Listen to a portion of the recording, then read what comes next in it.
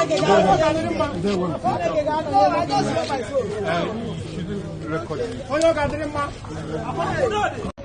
say, we say, send them home. Send them home. Send them home. Send them home. Send them home.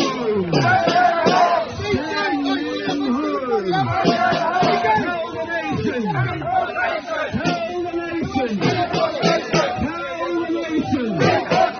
Tell the nation.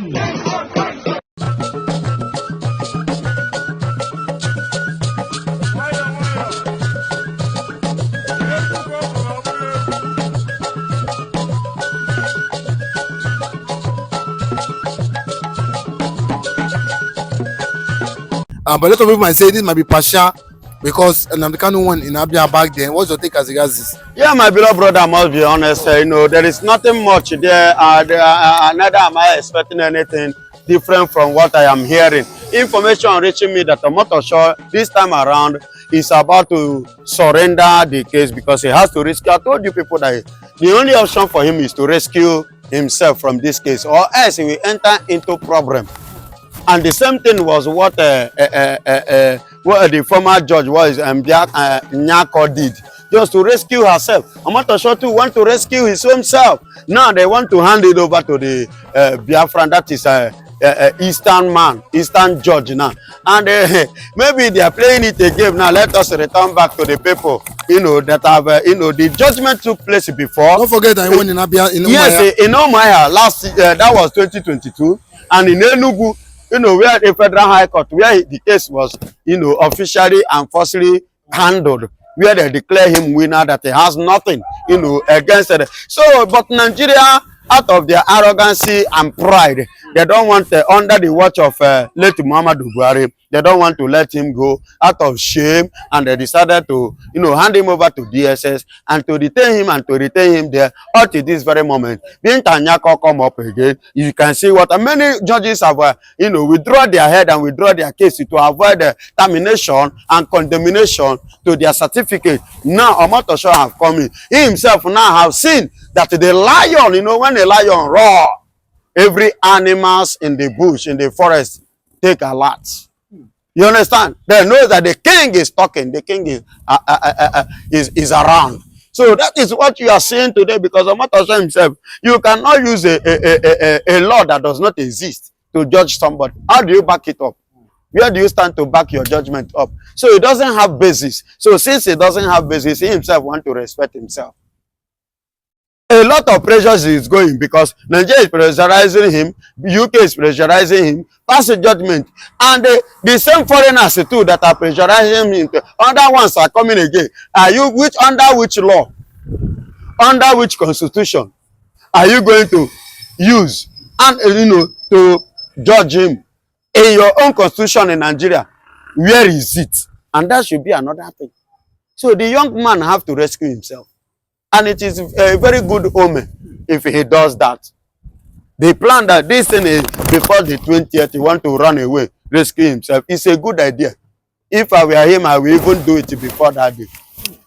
Yes, it's I will announce it before that day so clearly. I will not even work secretly. I will do it openly. It's just like the case when they brought Jesus Christ to the Pontius Pilate. He looked at everything after interview, asking Jesus Christ. He was like, no, I see nothing from this. This man did not offend me. He did not commit any crime. Why should I pass judgment again? For this reason, please, I wash my hand.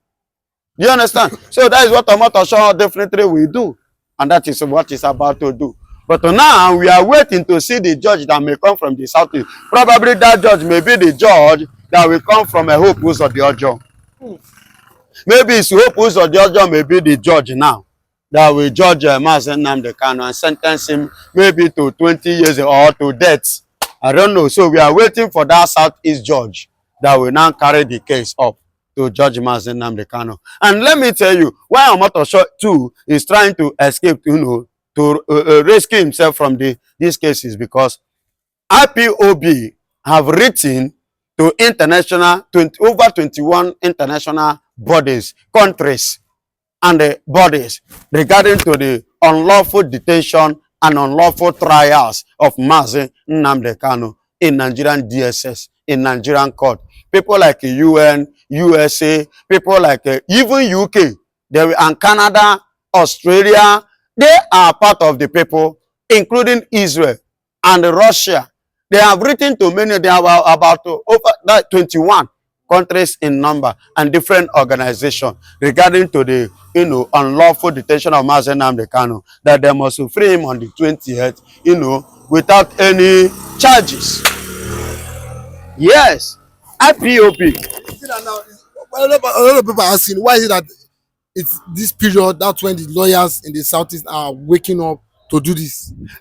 Another lawyers, God bless you for reminding me this. As I speak to you, the lawyers now have already handled the case.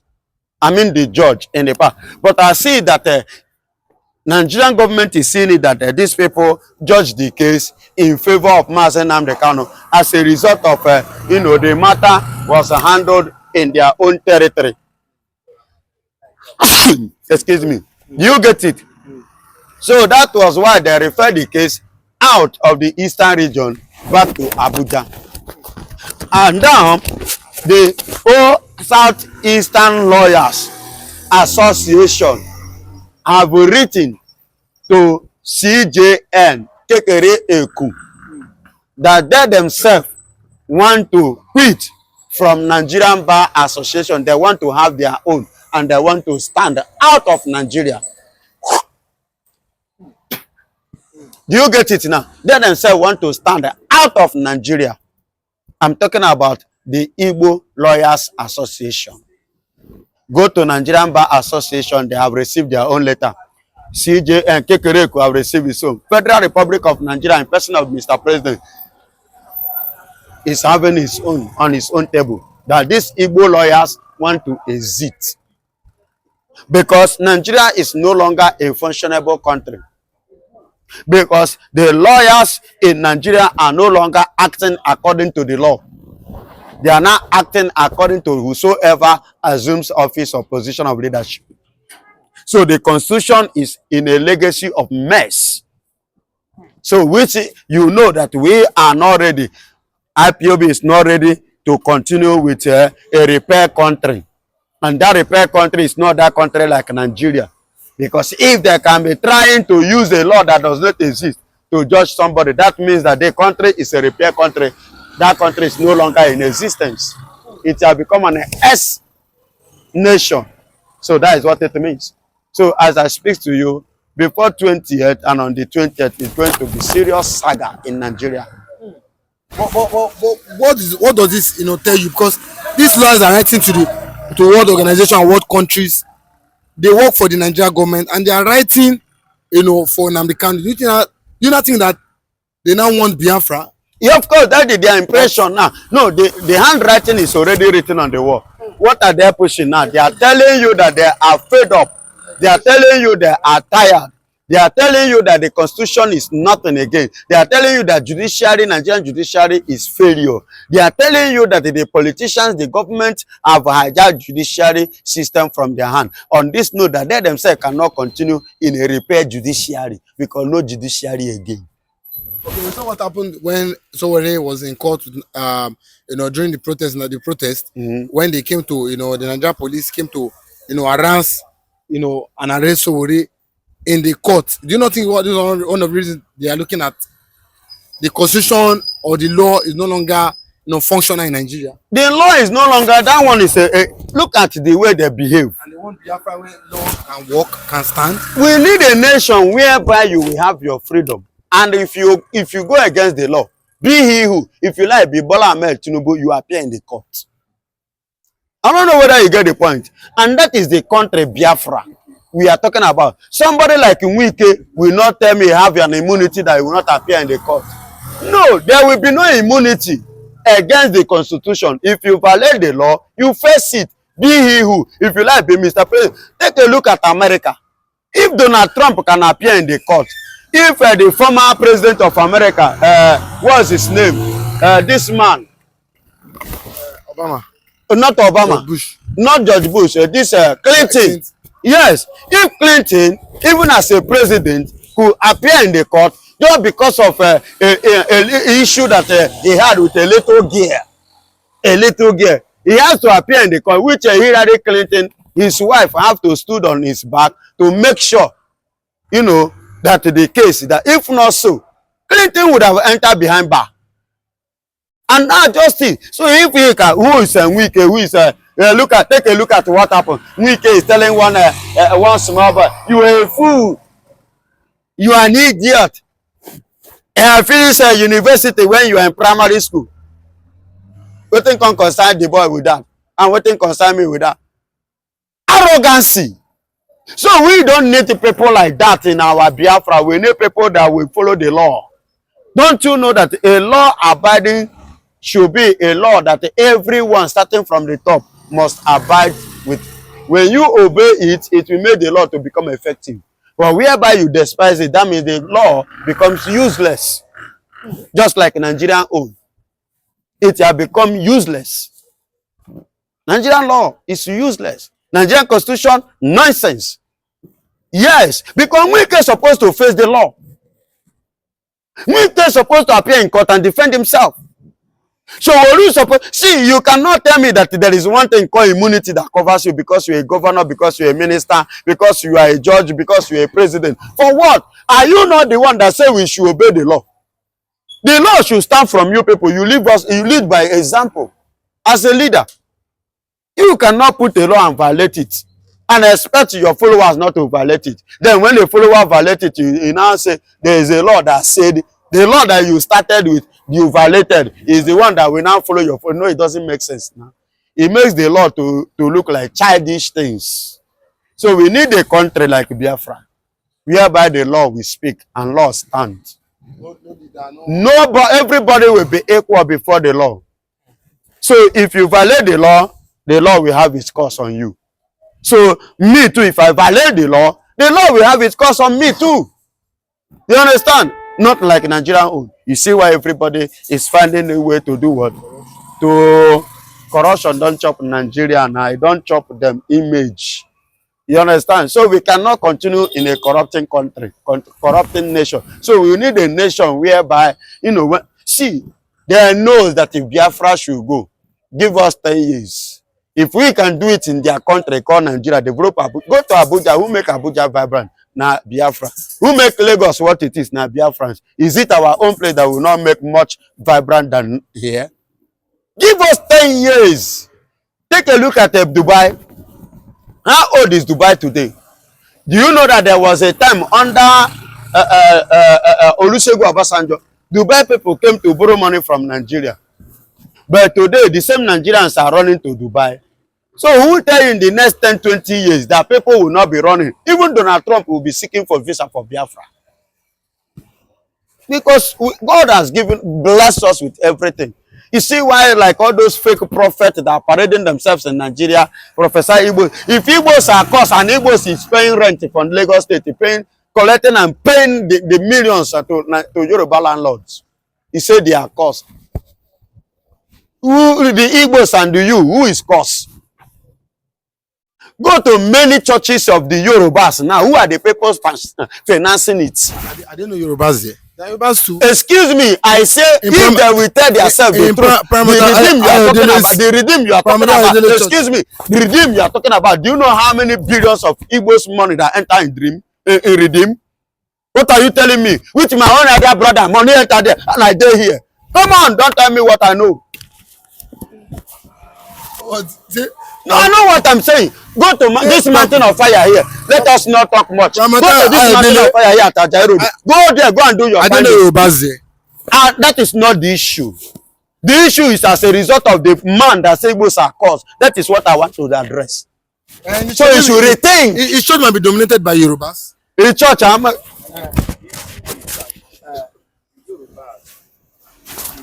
you understand me? Come decide. Issue that is there is the Yorubas also, they are there in the church because this is their land. Do you understand me? So now, but the domination of Igbos in the church every part of Lagos and every part of the country is much. Suppose them take those things back home where they created Biafra. At least it's a very big honor. And see people that God also calls. By then we see ourselves. If they allow, thank you. As I speak to you again, in continuation of what he has said, by the special grace of God, I will be moving to mountain in some days to come. Go to Osun State. Go to Osun State. Go and see where Igbo people are dropping money. Go and see the structure that is going on in the mountain. Who are the people going there? Who are the people spending the money? What are you telling me? Okay. Lastly, Somebody will have the audacity to open that mouth and say, Igbos are cost. And we are paying your rent, feeding you. Okay. And lastly, November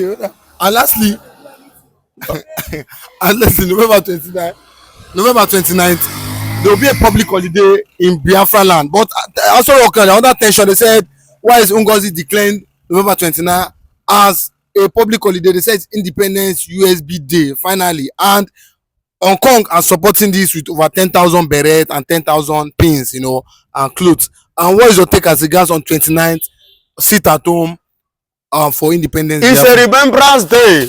The day we remembered our freedom. The day we remember our exit from Nigeria. The day we remembered our recognition. The day we remembered our international announcement as a United States of Biafra. So it's going to be a glorious day. We want to remember, we want to mark it 1 year that we redeclare it again in the sight and in the face of the whole world. Do you understand me? So with what you saw there shows you how Hong Kong, the 40th state of Biafra, sitting at home that day, that is to tell you the importance and the impact these people called Biafran, the Igbos, they have played in the economy of China. Yes, Hong Kong is one of the biggest states in China. We have dominated in terms of their when you talk of contribution, China 80% of economy Igbos promote it. We contributed to that. So they are trying to show that appreciation, that kindness to us, to let us know that no, you people, you be men. And somebody said a boy that I'm feeding is telling me that I am cursed. On what ground? I am cursed and I am feeding you. Yes, I'm cursed, but I am feeding you. Then who is now cursed? Okay, but how many of the Igbos are there begging, tuale up and down, begging with their children? How many? Wait. And you say they are cursed. On what ground do you have the audacity? They mark that to say Igbos are cursed. This is that the Southeast government will allow this sit at home and this Independence Day to go on in Southeast. Do you think the Igbo governors will allow this? Igbo governors are not partner with us. We know ourselves. That very day we are going to say, have there ever for one, all the sitting at home we have been sitting, have there ever for one supported us? We are talking about our people. You are talking about Igbo governors, those planted Fulani seed. They are Fulani seed planted in Igbo land. So we don't need them. We don't recognize them. We don't know them. Because allow it. They said nothing like sit at home. Baba, excuse me, the one that have been sitting, what did they do? What happened? I told you last time in Anambra election that you should go and recharge your phone, put the data, do your findings, go around in Anambra, go and see. People sat at home, nobody come out. I told you that their way, definitely. People still voted. So how did they get number of votes they got? Not today. That is why he won all the local government. He did not lose anyone. Just the same way like Hope was on them incumbency. Do you think that if people if election people are allowed to be voted, that Hope will remain there, or Soludo will remain there? They will vote him out. You understand? But people, everybody is Nigerian thing. You people remain there. We are at home. At the end of the day, they come back and tell you say there's causes or so on. No be inside house. Then they give result. The one they give, which they carry Tinubu put as president, think of. Where people even vote. If they can do that, is it where they did not vote, they cannot do it? So in Nigeria, all this, when anything, darkness, Nigeria is good at it. So leave it for them, and I leave it for them. So we want to go as lights. As light. As lights. Biafra is Satan. Yes, Biafra is the rising sun, and we are that light that will shine. The whole world will notice. You know, the Bible said in the book of Matthew chapter 2 that the wise men saw the star and they began to trace it. So we are that star that the whole world must trace. What else does it take? Let us all die. But, you know, the federal government just turns a blind eye. And I continue to say, and I have sat on the floor of the Senate and I've said it. Why has this federal government not ever opened their mouth to say that the herdsmen are terrorists? Why?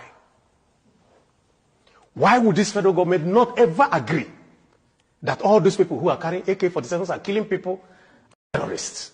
Yet, it was so easy to quickly go to court to get an injunction and declare IPOB terrorists.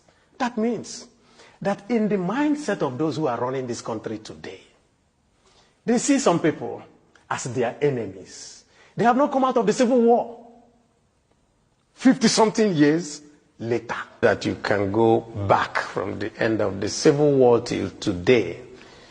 If you go from the town of Onitsha to Owerri, and go from the town of Owerri to Aba, you will get not less than 140 police checkpoints. Every 1 kilometer, there's a police checkpoint. What do? They're not checking for security.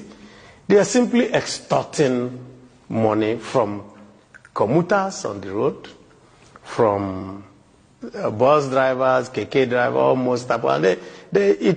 People pay to be posted to the Southeast. And you leave the Southeast and you're driving all the way to the rest of the country. You don't see the same type of intense policing, let's put it that way. So the question you will ask yourself is, why are we different? Or why are we treated differently? That happened long time before the question of IPOB came. They didn't bring people because of IPOB. It is the fact that all these things had happened, that there was a deliberate policy to cripple all the ports in the Southeast region, Port Harcourt, Calabar, Warri, all those ones. None of them is working. You will have to take everything to Lagos. And so you're an importer in Onitsha. You must go to Lagos. The shortest one to you is Warri, actually, before even Port Harcourt, One, all those ones. Why? You can't have a ship pass through there. Why? No dredging. Why is there no dredging? Federal government policy, no contracts for it. So you ask yourself, if this is like this way, then that means that there is a deliberate policy to keep us down or something. And so, what is the reaction? Two ways. You appeal or you fight. And so, you have two sets of people in the Southeast now. Those who want to, let's continue talking, let's see how we can resolve this issue. And then those who say, no, we're already down and out. What else does it take? Let us all die. But, you know, the federal government just turns a blind eye. And I continue to say, and I have sat on the floor of the Senate and I've said it, why has this federal government not ever opened their mouth to say that the herdsmen are terrorists? Why? Why would this federal government not ever agree that all those people who are carrying AK-47s are killing people are terrorists? Yet, it was so easy to quickly go to court to get an injunction and declare IPOB terrorists. That means that in the mindset of those who are running this country today, they see some people as their enemies. They have not come out of the Civil War.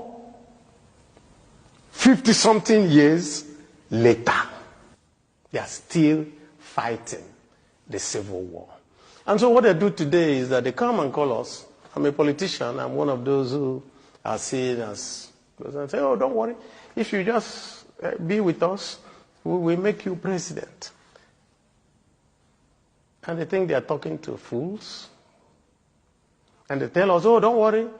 This is time for Igbo president. No Igbo man wants a president. What we want is that you restructure this country so that me and you, Ladi, we are seen as citizens. So that if I carry an AK-47, you jail me. It's not if I carry a flag, you jail me, and then I carry an AK-47, you say, leave him, he's our brother coming from Burkina Faso. How can that be? But you haven't touched on what I said. And what is that? Tinubu has no pathway to return in 2027. We are not saying maybe or maybe. No. He's gone. He's gone. Thank you very much. Tinubu is gone. Because we are democratic, we understand what democracy is. He was elected, chosen by the people, including me standing here, and shamefully too, and regrettably too.